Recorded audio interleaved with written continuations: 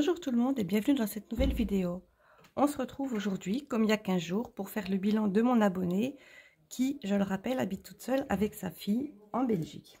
Voilà, j'espère que vous allez toutes et tous bien. Et puis, on passe tout de suite à son bilan du mois précédent. Ça devait être le bilan du mois de mars, il me semble. Et puis là, ça sera le bilan du mois d'avril.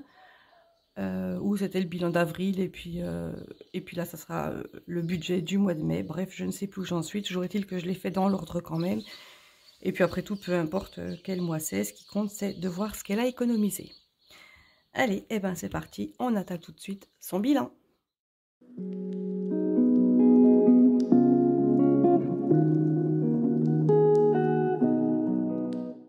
Voilà, donc comme vous voyez, elle avait 2250 € de salaire. Les charges fixes, c'était les mêmes que les mois précédents, 1568. Ça fait énorme par rapport au salaire, je le dis à chaque fois. Mais c'est vrai qu'elle a un énorme loyer déjà, donc rien que ça plombe bien ses revenus. Si vous voulez voir le détail des charges fixes, eh bien allez dans les précédentes vidéos, vous verrez. Et puis de toute façon, à la fin de celle-là, je refais un petit récap des charges fixes pour son budget du mois. Voilà, donc en fait, il lui reste 682 € de reste à vivre, donc c'est-à-dire le salaire moins les charges fixes, hein, ça c'est facile. Enfin, c'est ce qui lui restait pour le mois dernier. Donc en course, alors j'ai mis, c'est un vert, mais c'est un vert super fluo, donc j'espère que ça ressort bien quand même sur les vidéos. Il lui reste 86 € en course, alors ça franchement c'est vraiment génial, parce qu'elle me disait que c'était compliqué, puisque sa fille étant végétarienne, ou même végane, je ne sais plus, c'est donc compliqué, parce qu'elle trouve que tout est plus cher. Je lui avais donné des petites astuces et puis des vidéos sur YouTube à aller voir, histoire de réussir à trouver des choses pas trop chères et puis très bonnes quand même. Bref, donc 86 € il lui reste en course, 10 € en resto, 20 € pour la santé, Action elle a dépensé, je crois qu'on est tous pareils. Shopping il lui reste 10 € et puis imprévu elle n'y a pas touché, il lui reste donc 20 €, ce qui fait qu'elle a 146 € d'épargne. Donc je vous le note là, tout ça part dans les épargnes et franchement c'est génial. Elle avait mis en début de mois, voilà, j'ai encore un tracteur, un camion qui passe devant chez moi. C'est un tracteur, c'est un énorme tracteur d'ailleurs. Je viens de le voir par ma fenêtre. En épargne, elle avait donc mis 50 € et 40 € pour les vacances, elle n'y a pas touché, ce qui lui fait donc 90 € pour ses épargnes pour le mois, et puis donc 146... Oh, mon stylo il a du mal là. 146 € pour ses autres épargnes. Voilà, franchement, je trouve ça super génial. Quand on voit le peu qu'elle avait de reste à vivre, réussir à économiser 236 €, c'est génial. Allez, et maintenant, on passe tout de suite à son budget pour le mois le mois. Et puis, on va voir quelques petits changements.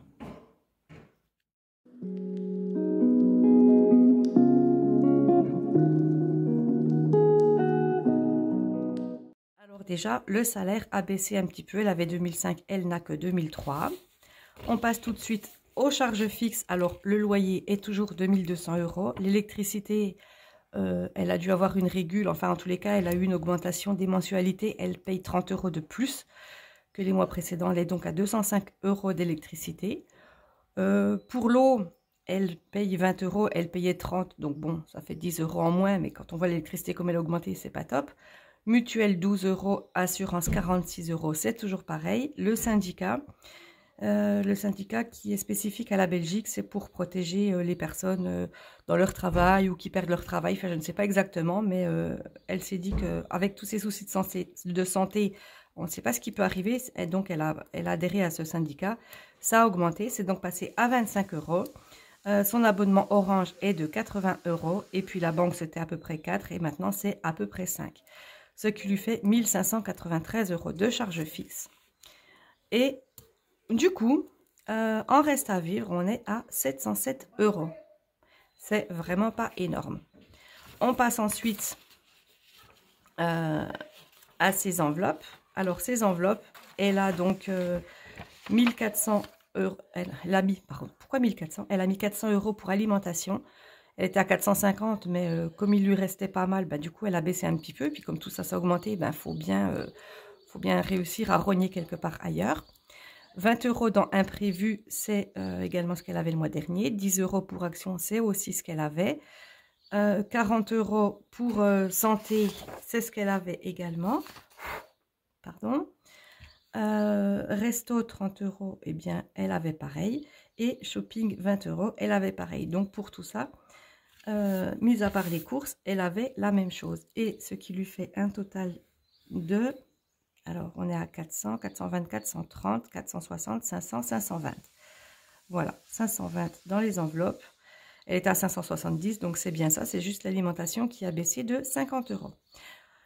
Par contre, pour les épargnes, elle a mis 40 € dans vacances et 50 € dans cadeau, donc comme le mois précédent. Par contre, elle veut faire une formation pour changer de métier.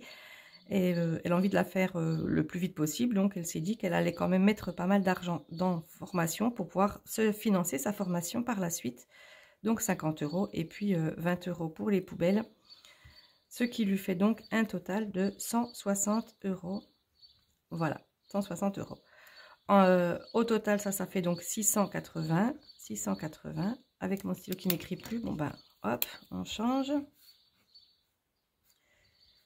680 et du coup on était sur 707 € de reste à vivre, ce qui fait qu'il lui reste 27 € sur le compte.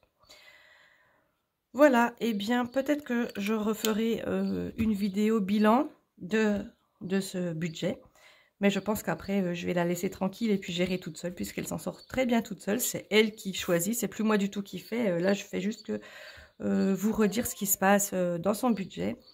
Mais concrètement, je n'interviens plus du tout. Donc, je vais la laisser gérer. Et puis maintenant qu'elle s'en sort très bien, il n'y a pas de souci. Je lui demanderai de temps en temps comment ça va, parce que ça m'intéresse de savoir. Et puis comme ça, on peut papoter un petit peu toutes les deux.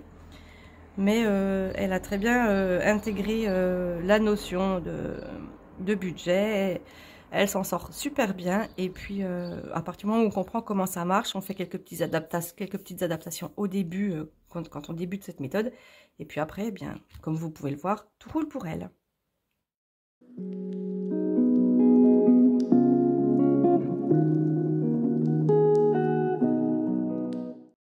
Voilà, cette vidéo est à présent terminée. Et j'espère que du coup, la vidéo ne sera pas trop sombre. Parce que comme j'ai le soleil qui donne ici, j'ai peur que mon téléphone, parce que je filme avec mon téléphone, j'ai peur que mon téléphone fasse la mise au point de la luminosité là-dessus. Et puis du coup, ben, ça ferait que ça vous serait pour vous assez sombre. Donc je vérifie ça à la fin de la vidéo, mais de toute façon, vu que la vidéo est tournée, j'espère quand même que tout ira bien. Voilà, donc n'hésitez pas comme d'habitude à vous abonner, à activer la cloche de notification. N'hésitez pas également à partager mes vidéos, surtout les vidéos comme ça où j'aide des personnes à faire leur budget, parce que ça peut servir à d'autres. Donc si quelqu'un veut que je l'aide à débuter cette méthode, il n'y a pas de souci, je suis dispo. Voilà. Cette fois-ci, c'est vraiment fini. Bon, bah, comme d'habitude, un petit pouce, un petit commentaire. Et puis, on se retrouve lundi pour une vidéo budget. Et puis, voilà. Je ne sais plus dans quel ordre j'ai mis. Attendez, je vérifie. Voilà, donc ça sera la vidéo budget, la vidéo bilan de la semaine 5 et la vidéo bilan du mois. Et puis après, on partira sur le remplissage pour le mois de juin. Voilà, donc en attendant, de toute façon, je vous retrouve très bientôt dans une prochaine vidéo. Et en attendant, portez-vous bien. Bye bye.